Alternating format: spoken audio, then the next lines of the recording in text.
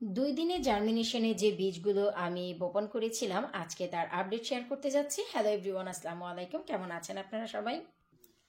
আলহামদুলিল্লাহ, আমি তো অনেক ভালো আছি। আশা রাখছি আপনারা সবাই ভালো আছেন। আপনাদের সবাইকে ওয়েলকাম জানাচ্ছি আরও একটি নতুন ভিডিও দেখার জন্য। আমি হরেক রকম বীজ একসাথে জার্মিনেশনে রেখে সেখান থেকে কিন্তু 2 দিনের মাথায় অনেক বড় একটি সিডিং ট্রেতে বীজ বপন করেছিলাম। তা হচ্ছে পুরোপুরি আজকে 11 দিন হয়েছে। তো 11 দিন পর আমরা হচ্ছে এর আপডেটটি আপনাদের সাথে শেয়ার করব। কোন কোন বীজ থেকে গাছগুলো বের হয়েছে, কি কি গাছ বের হলো, চলেন এক ঝলক আমরা ভিডিওটি দেখে নিই।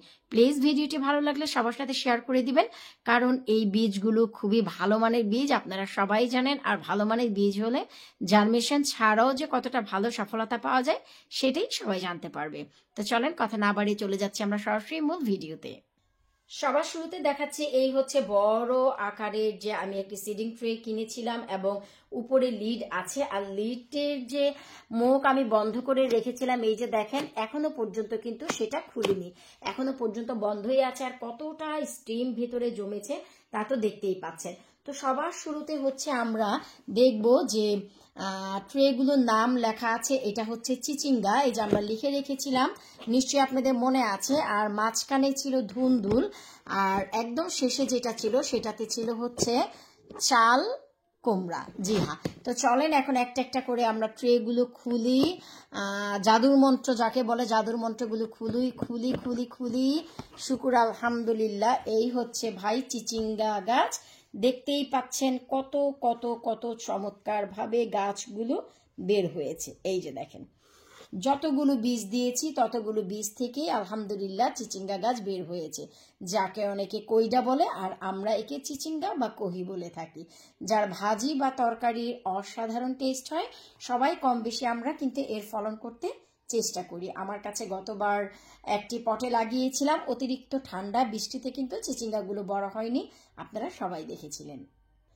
সেই পারপোসে এবার কিছুটা ভিন্নতা নিয়ে আসবো গার্ডেনিংয়ে, যেন যেই ধরনের সবজিগুলো লতালো এবং আমাদের দেশীয় ট্রপিক্যাল কান্ট্রির টু মাচ গরম চাই, যেমন কি ঝিঙ্গা, ধুন্দুল, তারপরে হচ্ছে এই যে চিচিঙ্গা।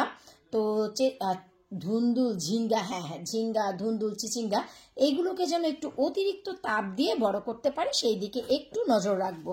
অবশ্যই আপনাদের সাথে শেয়ার করব। আলহামদুলিল্লাহ আলহামদুলিল্লাহ, এই হচ্ছে আমার ধুন্দুলের গাছগুলো। আপনারা নিজেরাই দেখেন এর রং রূপ কত চমৎকার হয়েছে। প্রতিটি গাছই কিন্তু আমি নারিকেলের যে ছোবা যাকে বলা হয় কোকোপিট, তার ভিতরেই কিন্তু লাগিয়েছি। এই যে দেখেন, তো এই হচ্ছে ধুন্দুল। ধুন্দুল গাছও যতগুলো বীজ দিয়েছি আলহামদুলিল্লাহ মাশাল্লাহ ততটাই উঠেছে। এরপর চলেন ফাইনালি দেখি হচ্ছে চাল কুমড়ো।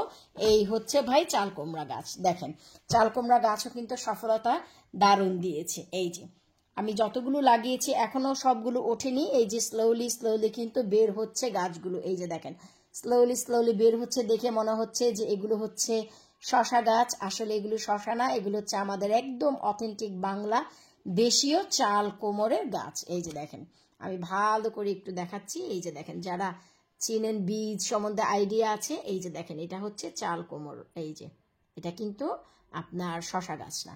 তো দেখেন সিডিং ট্রেতে, কোকোপিটে, রাইট ওয়েতে আমি গাছগুলো লাগানোর কারণে গাছগুলোতে কিন্তু খুবই চমৎকার ফলন এসেছে। এখন আপনাদের যে যারা সিডিং ট্রেতে গাছগুলো করবেন তাদের জন্য আমি একটি জিনিস দেখিয়ে দিচ্ছি। এই যে দেখেন, এখন হচ্ছে হুট করে পুরো লিডটি আপনারা এভাবে খুলে দিবেন না, তাহলে নিচের গাছটি কিন্তু আঘাতপ্রাপ্ত হবে। বাহিরে দেওয়ার আগে বাহিরে এবং ঘরের তাপমাত্রার সাথে আপনাদের একটু সেট করতে হবে অল্প অল্প করে, ঠিক এভাবে অল্প অল্প করে মুখটি যখন খুলবেন, নিচের গাছটি যখন ইউজড হয়ে যাবে পুরোটা এভাবে খুলে দিবেন। যখন দেখবেন এই খোলা অবস্থায় 1 সপ্তাহ পার হয়ে গেছে, তখন আপনারা লিডটি খুলে দিলে ঘরের তাপমাত্রার সাথে অ্যাডজাস্ট হবে এবং বাহিরের তাপমাত্রার সাথে। তো এই হচ্ছে ভাই আমার অবস্থা, বর্তমান অবস্থা। আমি তো ভীষণ খুশি যে গাছ যা চেয়েছি তা সবই পেয়েছি। অনেকেই জানতে চাচ্ছিলেন যে 2 দিনের জার্মিনেশনের আমার বীজগুলোর কি অবস্থা, তো তারা জেনে নিশ্চয়ই খুশি হবেন। গাছগুলো মাশাআল্লাহ সবগুলো হয়েছে। আমি তো অনেক বেশি হ্যাপি, অনেক বেশি খুশি আছি।